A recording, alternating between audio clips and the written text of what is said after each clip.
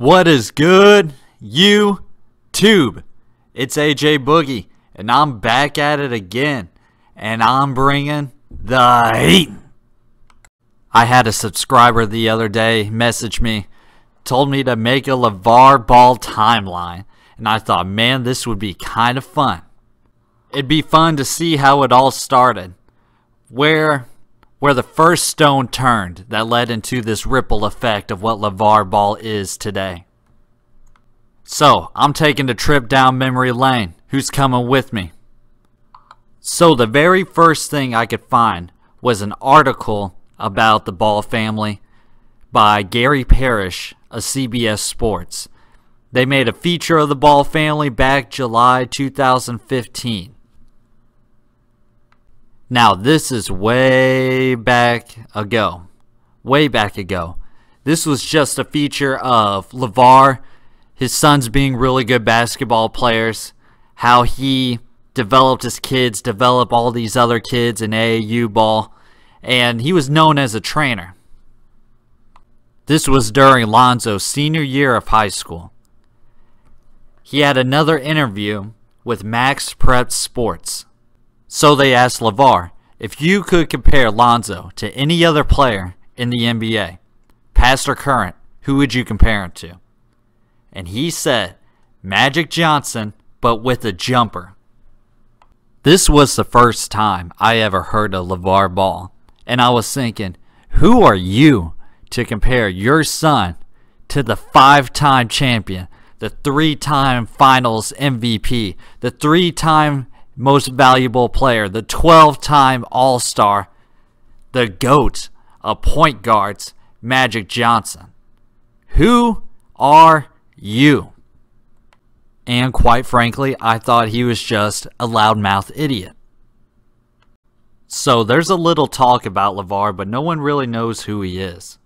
So now we're slowly starting to figure out more and more about Lavar Ball. He was then featured in the Slam magazine. He had an article where he talked about his brand, Big Baller Brand, about his sons, how good of basketball players they were, and what he was trying to accomplish with the Big Baller Brand.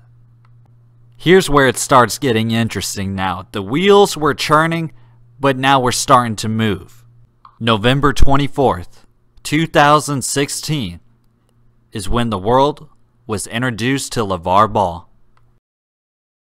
I'm going to tell you right now before you see it, UCLA going to win the NCAA championship, and you think I'm playing? You're calling it right here, right now. Right here and right now. Guaranteed. Come see me when they win it. Okay, maybe I undershot when I said we're starting to move. We're coming out with a bang.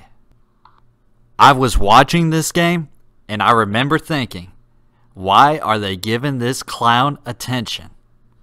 This is the 5th game of the season, and he's already guaranteeing that UCLA will win the national championship.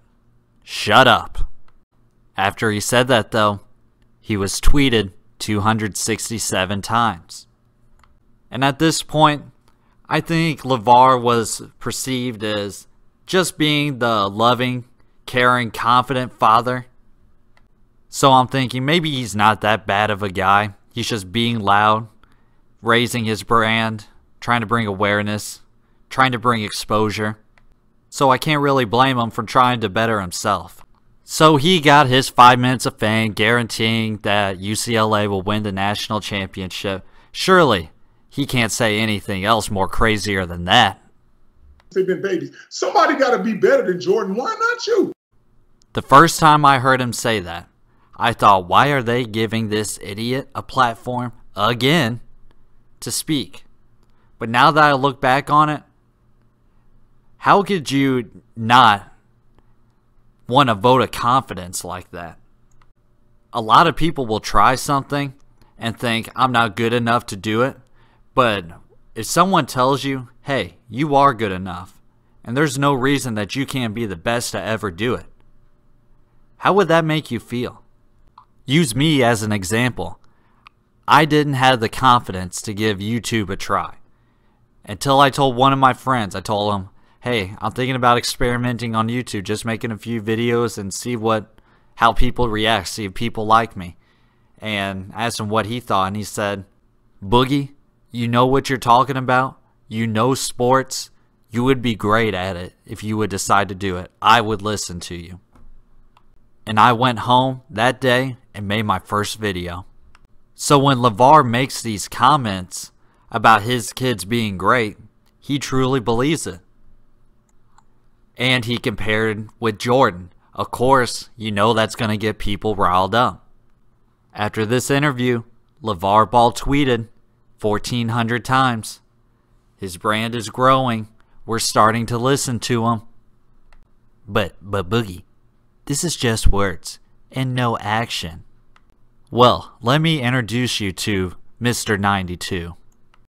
No, we're going to start with a high school game, and you will soon know why. What if I told you a kid scored 92 points in a high school basketball game? Is that something you'd be interested in? Absolutely.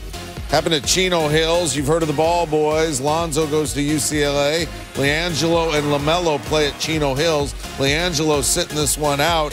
LaMelo taking over. This kid is a sophomore. He's got a great head of hair, and he's got a great handle. Plays for Chino Hills again. Is that enough action for you? Is 92 points enough? LeVar was interviewed after the game. He said LaMelo loves to score. It's the type of thing he's going to do next year on a daily basis. It's easy for him. So, this is the most PG version of a comment that we've gotten so far from LeVar Ball. And you might ask, why? What do you mean by that? What I mean is, his son scores 92 points, and LeVar's calm. He expects this from his kids. He expects greatness from his kids. This comment isn't even very exciting. You want to know why? Because he knows what his sons bring to the table.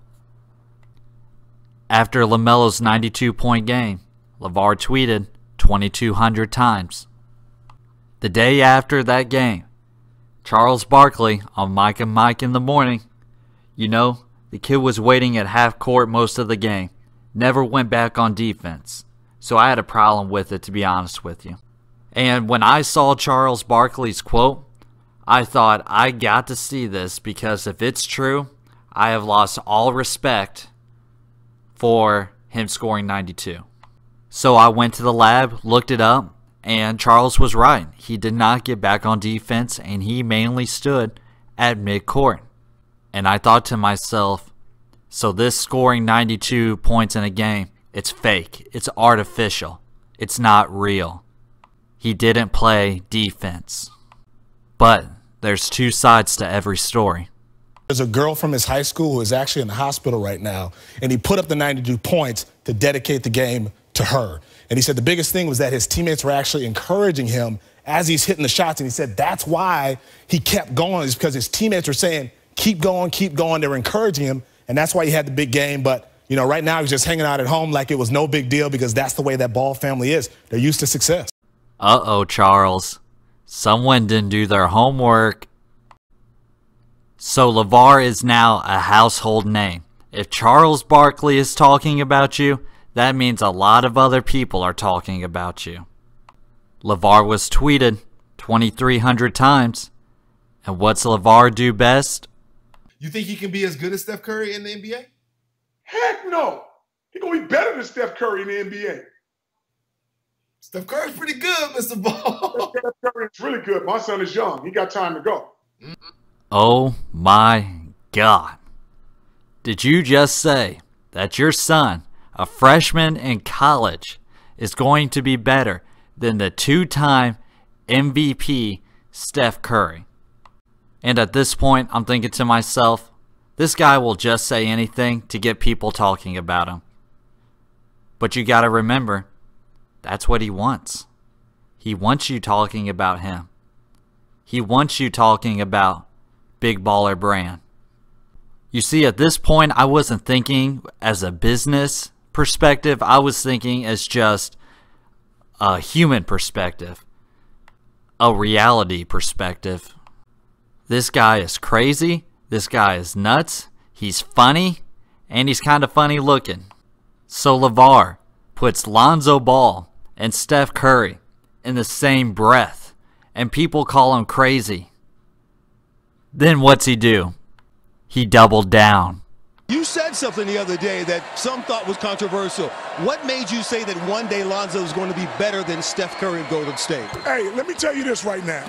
I have the utmost confidence in what my boy is doing. I'm going to tell you right now, he better than Steph Curry to me. Here, put Steph Curry on UCLA's team right now and put my boy on Golden State and watch what happens. Oh, my goodness. I mean, you doubled down on it, right? I can feel Steph Curry fans' blood boiling over here. So that's all the heat I got for today. This is my part 1 of LeVar Ball's rise to power and fame. People, this is a lot of work to do, so you're going to have to bear with me. I'll probably make it into a 3-part series. We'll see how far it goes. So, what you need to do now is subscribe to the Boogie Squad. And I'll keep the heat coming. AJ Boogie, signing out.